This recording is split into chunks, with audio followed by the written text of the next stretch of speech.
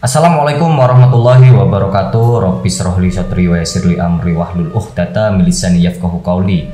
Teman-temanku di seluruh penjuru jagat Nusantara, mancanegara, dan dimanapun kalian berada, jumpa kembali bersama saya Rendra Cakra, tentunya di Dua Sisi Real.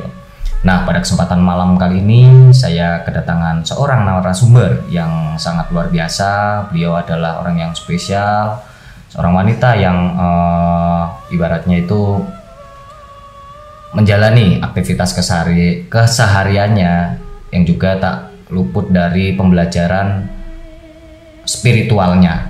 Beliau juga menyempatkan diri untuk datang ke studio ini dan menceritakan berbagai pengalaman-pengalaman di luar logika serta segala sesuatu yang tentunya mengandung misteri. Seperti apa pengalaman beliau? Kita simak setelah yang satu ini.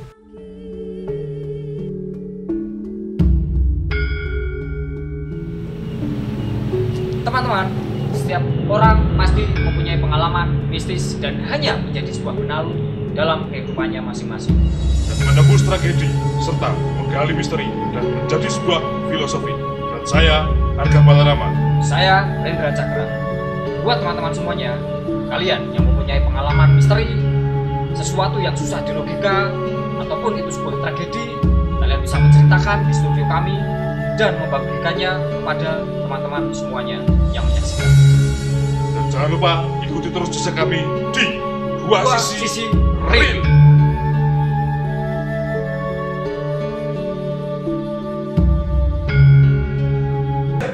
Selamat malam.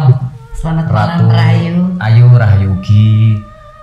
Mungkin bisa langsung saja Ibu Ratu ceritakan seperti apa pengalaman-pengalaman hidupnya, tentunya segala sesuatu yang mengenai tentang sisi magis dan juga sisi misteri dari perjalanan hidup Ibu Ratu, mengenai potensi Ibu Ratu yang juga berkecimpung di bidang spiritual juga. Silahkan Ibu Ratu. Terima kasih, Mas. Jadi sebetulnya saya mau cerita waktu saya masih kecil ya.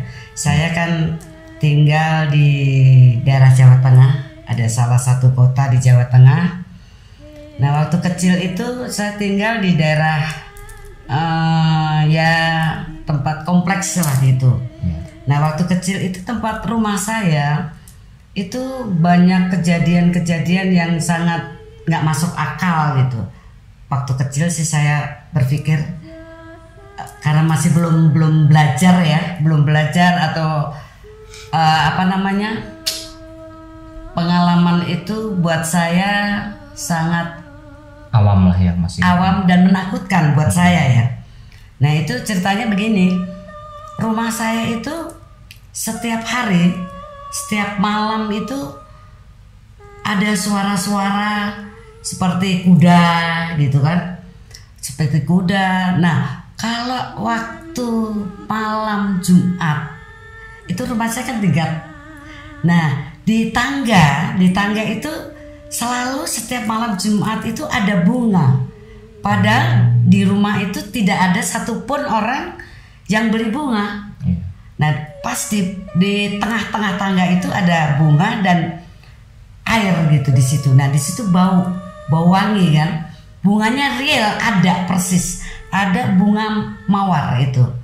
Nah, malam Jumat itu selalu kalau kita naik ke atas, kalau malam biasanya suka takut, siang pun takut. Karena kalau kita naik ke atas itu ada aja yang namanya jendela.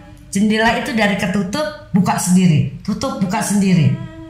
Terus ada di atas kamar mandi.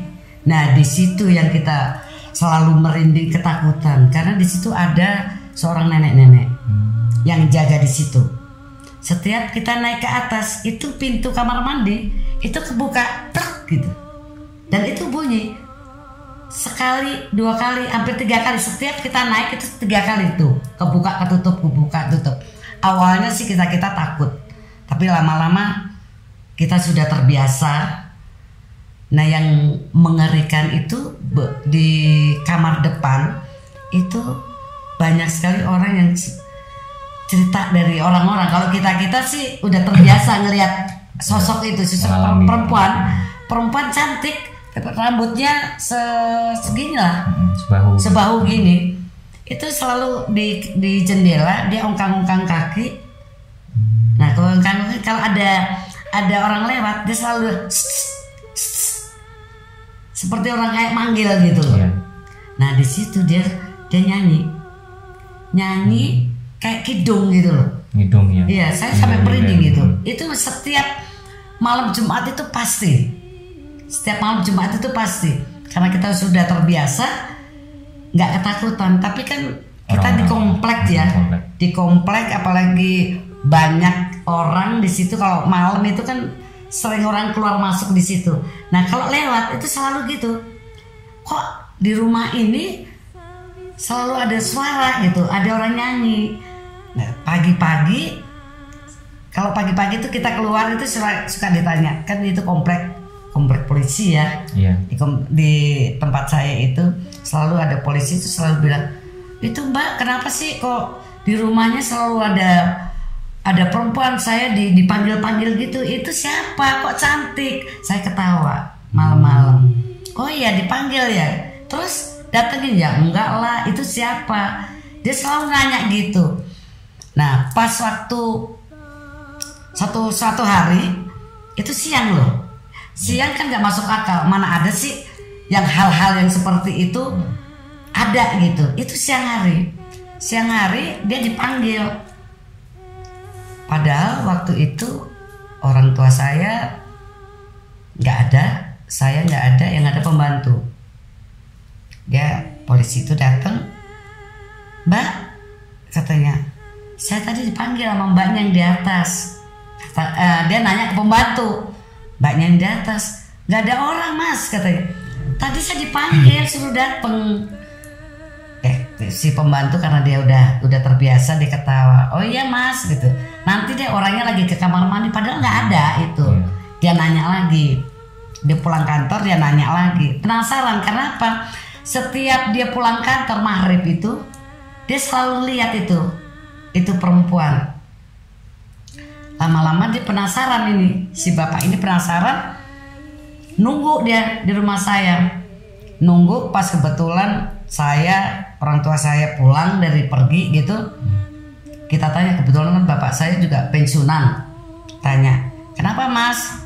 Ini Pak tadi saya dipanggil sama mbaknya tapi kok nggak mau turun-turun ya. Yang mana katanya? Ada tadi di atas. Dia cerita tiap malam ketemu dia cuman begini-begini katanya, manggil-manggil. Oh bapak saya ketawa, oh iya ya nanti saya kenalin ya. Tapi ini benar-benar suatu saat dia ketemu dan dia bisa bicara loh sama orang perempuan ini. Perempuan ini dia cerita karena gini, nggak mungkin Pak, orangnya ada kok, saya udah pernah ketemu gitu. Bapak saya ketawa aja, nggak ada Mas katanya. Ada Bapak. Terus ketemunya gimana? Jadi dia turun, saya mau pulang dari kantor, maghrib dia turun, saya ngobrol loh Pak. Nah akhirnya bapak saya cerita bahwa dijelasin bahwa di rumah ini tidak ada perempuan yang dia maksud. Terus akhirnya dia agak sedikit dia dengerin tapi agak sedikit nggak percaya lah, bahwa dia masih yakin bahwa perempuan itu ada di rumah gitu. Nah satu saat dia kan udah komunikasi udah beberapa lama, dia masih yakin bahwa perempuan itu ada. Satu saat dia ketemu sama perempuan itu dia cerita begitu dia ngobrol-ngobrol, ya Mas saya ambilin minum gitu kan, padahal di rumah nggak ada orang sih. Saya ambilin, pas begitu dia mau berbalik, ini perempuan udah nggak ada. Dia merinding, tahu-tahu ada gelas di situ, ada gelas sama cangkir minuman itu udah ada di situ. Padahal orangnya nggak ada. Dan iya, kan nggak masuk akal itu Mas. Iya benar-benar. Nggak masuk, ada di situ. Nah akhirnya dia merinding, terus akhirnya dia pamit. Nah itu dah dia baru cerita besoknya ke kita bahwa ada kejadian kemarin begini-begini gitu. Nah yang lucu lagi, yang lebih merinding lagi begini, ada kakak saya lagi nonton TV di atas gitu kan, mungkin filmnya bagus kali ya. Dari bawah itu ada orang tapak kan biasa naik tak tak tak tak gitu. Nah itu dia pikir kakaknya, karena memang badan orang membo, kalau orang Jawa bilang membo gitu kan. Iya, mas, ini filmnya bagus loh, tapi ini laki ini lewat aja ke kamar depan gitu. Akhirnya kakak saya yang satu ini nyamperin karena filmnya mungkin bagus, dia samperin. Begitu sampai ke depan, ke kamar depan, mas, filmnya bagus loh mas. Begitu dia nengok, itu mukanya nggak ada, rata semua. Jadi nggak ada muka, mata, hidung semua nggak ada, rata aja. Ini kakak saya dari atas langsung turun. Cuman gini mas, nah sejak kita itu tinggal di situ puluhan tahun ya. Puluhan tahun karena bapak saya udah pensiun, akhirnya mungkin harus dikembalikan lah ke pemerintah, mau dipakai yang masih dinas. Nah begitu ada yang mau pakai di rumah itu kok yang mau masuk itu selalu diganggu. Pertama dia masuk itu istrinya sakit, gantian suaminya sakit, anaknya sakit, terus istrinya ngelihat ada badan yang tinggi hitam. Dia lihat itu tapi dengar suara, dia ngomong ini bukan rumah kamu, ini rumah yang dulu, orang yang dulu gitu. Yang dimaksud orang dulu itu adalah bapak saya. Nah akhirnya setiap malam itu diganggu terus karena rumah itu kan kamar banyak ya, dari kamar tamu sampai ke dapur itu lewatin berapa kamar gitu, sampai ke belakang, jadi jauh. Di belakang itu ada sumur yang udah dimatiin. Nah kuno lah ibaratnya. Iya di situ. Nah setiap dia mau ke dapur malam dia takut karena apa, di sana itu dia ngeliat itu orang badan besar itu. Sumbernya dari sumur. Dari sumur itu. Nah terus akhirnya dia sakit keras, akhirnya nggak kuat, dia keluar dari rumah itu, gantilah orang lain lagi, sampai ada beberapa orang yang mau tinggal di situ itu nggak kuat semua. Dan yang terakhir baru 1 bulanan lah itu kita dapat telepon dari sana bahwa tukang yang membongkar rumah itu meninggal. Setelah hari ini dia mau bongkar, dapat tiga keris kecil katanya. Besoknya dia meninggal. Walau alam ya, itu karena apa? Karena kalau umur itu mungkin udah ada yang ngatur. Tapi masalahnya bukan itu aja, karena rumah itu memang wingit banget. Wingit dan orang nggak ada yang bertahun-tahun, udah lebih dari 15 tahun itu orang itu nggak berani tinggal di situ. Karena tinggal di situ selalu ada aja yang meninggal lah, yang sakit terus, yang tinggal di situ sakit sampai nggak betah. Lampu itu nyala mati. Nah yang paling serem itu yaitu yang perempuan itu, orang selalu diganggu. Yang tinggal di situ diganggu, kelewat, kayak dilempar batu gitu. Jahil lah istilahnya. Jahil, memang perempuan ini jahil, cantik tapi jahil. Itu sampai ada tetangga itu maaf ya, ada yang agak terganggu jiwanya gara-gara diganggu penghuni rumah itu. Dan sampai sekarang, sampai detik ini rumah itu kosong, nggak ada satupun yang berani. Iya, memang itu rumah gimana ya, terlalu wingit. Orang yang tahu kalau wilayah situ, daerah sekitar situ tahu lah rumah ini angker, karena banyak sekali yang diganggu di situ. Yang paling parah itu ya ada satu orang yang diganggu itu sampai hilang ingatan di situ. Paling parah lagi yang kemarin, yang 1 bulan atau 2 bulan yang lalu itu yang meninggal tinggal situ. Yang dapat Tukan, keris. iya yang dapat keris. Nah ini juga saya belum tahu ceritanya lagi nih, belum dapat beritanya lagi karena memang itu kita sarankan bahwa rumah itu semua rumah itu adalah penghuninya karena memang hal gaib itu kan diciptakan, ya kan, jelas itu diciptakan oleh Allah dan rumah itu memang harus dibersihkan. Yang bersihkan itu ya orang yang ngerti gitu loh karena memang ini banget angker banget gitu. Kalau malam itu juga suara-suara kuda yang jelas itu suara kuda. Terus yang perempuan ada satu kakek-kakek juga. Tapi kalau kakek-kakek itu nggak begitu serem. Yang jahil yang perempuan itu. Karena ada satu orang sekitar situlah sampai dia hilang ingatan. Iya, Terus jiwanya sampai kenal ibaratnya. Ya itu yang buat saya sampai sekarang miris juga di situ.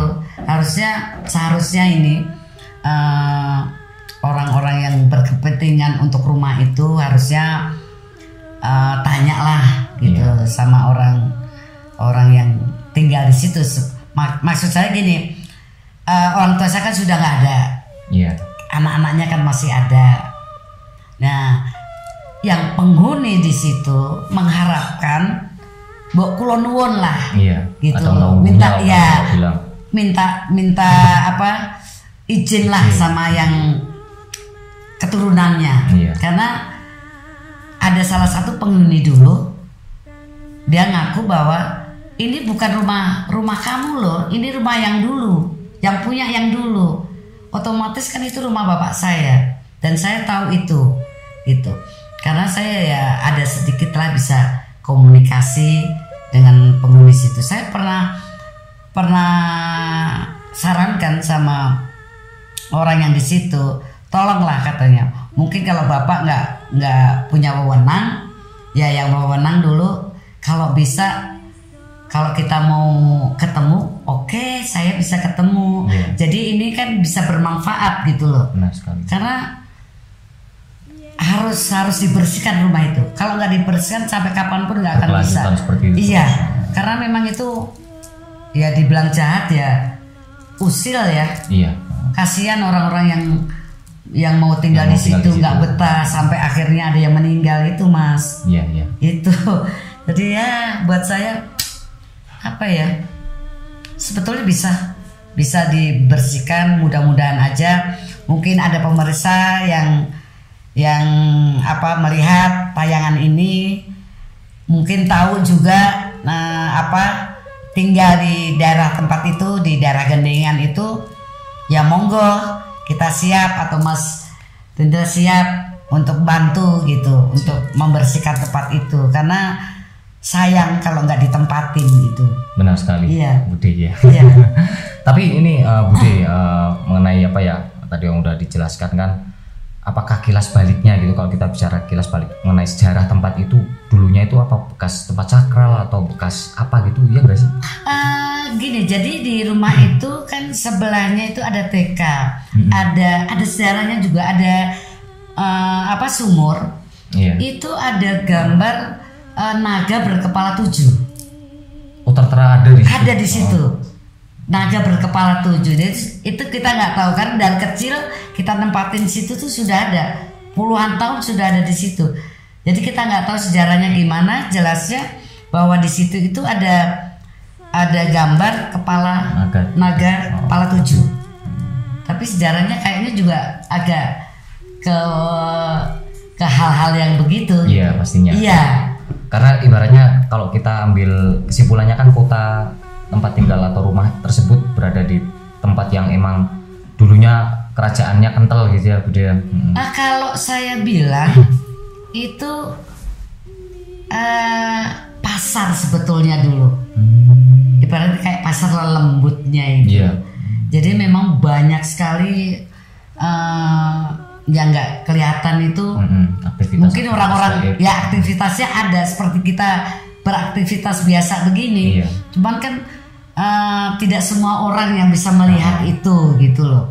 Nah tempat yang saya tempatin itu waktu masa kecil itu memang wingit banget gitu. Kalau yang nempatin itu tidak pernah diganggu, paling diliatin gitu. Tapi kalau waktu masih kecil kan ketakutan, lama-lama udah terbiasa, malah jadi teman, malah jadi teman, bisa berkomunikasi gitu loh. Cuman kalau orang-orang yang baru itu kan nggak bisa. Datang tiba-tiba sakit, gantian sakitnya, sakit parah, nggak kuat, ada gangguan lah, ngelihat inilah, ngelihat itulah, itu kan takut, buat dia kan merasa terganggu, nggak kuat, ganti orang lagi, diganggu juga begitu terus. Yang terakhir yang kemarin itu, sampai tukang yang mau bongkar rumah itu meninggal, katanya besoknya meninggal. Saya dapat kabarnya begitu, setelah dia dapat keris 3 itu, keris kecil 3. Karena itu kan udah meresahkan banget gitu. Iya, ibaratnya jelas banget dan ibaratnya susah di logika lah. Iya, nggak masuk di akal lah gitu. Dan yang nggak masuk di akal lagi ya itu tadi, bapak-bapak itu yang dia bisa komunikasi, udah beberapa kali ketemu, sebetulnya itu tidak ada sama sekali. Gitu loh, nggak ada, ya bukan orang gitu maksud saya gitu loh. Yang kasihan ya itu yang agak jadi hilang ingatan ya, sampai terkena katanya itu. Sampai sekarang itu kosong dan belum dibongkar, semuanya sudah dibongkar. Satu-satunya ini yang belum. Masih karena nggak kuat. Ruangan salah satu beberapa ruangan yang masih utuh gitu, terbengkalai istilahnya. Memang terbengkalai. Nah, saya ingat itu ada berita yang bisa tinggal di situ, orang gila, perempuan itu yang tinggal di ruang tamu. Itu dia tahan ya, gimana nggak tahan orang hilang ingatan, jiwanya nggak ini, gitu mas. Itu luar biasa. Sampai sekarang ini berarti Bu Dia masih sampai detik ini sampai detik ini terpenggalai. Dan ibaratnya dari keluarga Budi sendiri masih ibaratnya membiarkan atau mau ada planning tindakan mau gimana nih gitu. Sebetulnya dari saya pribadi saya pernah sampaikan, tapi memang tidak ke kepalanya ya, tapi yang saya kenal di situ saya sampaikan.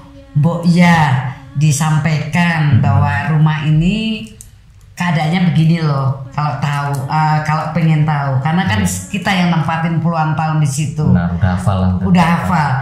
Ini tuh harus begini. Saya bilang ini rumah harus dibersihkan, baru dibongkar, baru bisa. Insya Allah saya bilang gitu. Insya Allah.